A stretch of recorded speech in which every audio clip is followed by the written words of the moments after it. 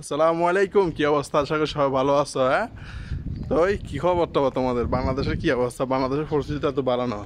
এই আগের মতন সাদাবাজি চলে বলে। আচ্ছা যাই হোক, যেটা হলো দেখি আমার পিছনেটা দিচ্ছেন, এটা কি? এটা হলো বড়ই গাছ।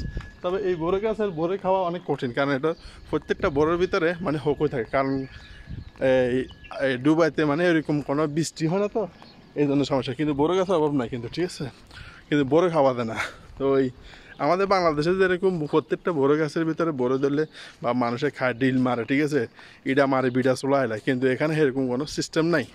কারণ এখানে ডিল মারি যদি তুমি বড় হও, কিন্তু বড় খাতে গেলে ছোটো ছোটো কীড়া কতগুলো আছে, মানে ফোক আর কি।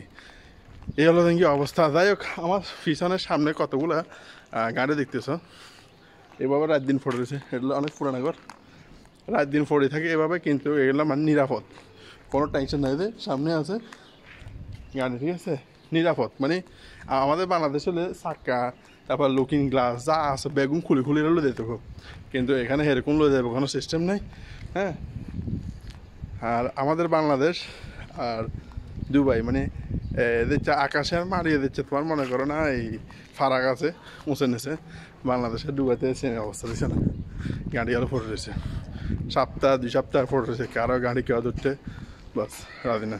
এই হলো পরিস্থিতি। তো এখন আমাদের বাংলাদেশে বর্তমানে মানে যেভাবে শুরু হইতেছে চাঁদাবাজি, কালকেও ডাকাতে নাকি বলে হয়েছে, বলে চাঁদাবাজি ডাকাতি এগুলো চলে সবসময়।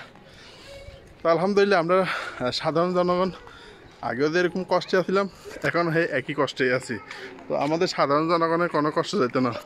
দেখছে না, সুদানি হোলাগর বউ করেছে, ছোট্ট ছোট্ট বাচ্চা আগর।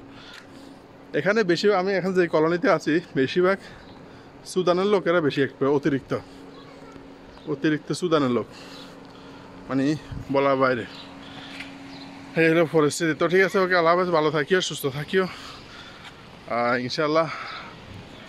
এই দেখছি না বড় গাছ, মানে নাই কোনো খাবের মতন নাই আর কি।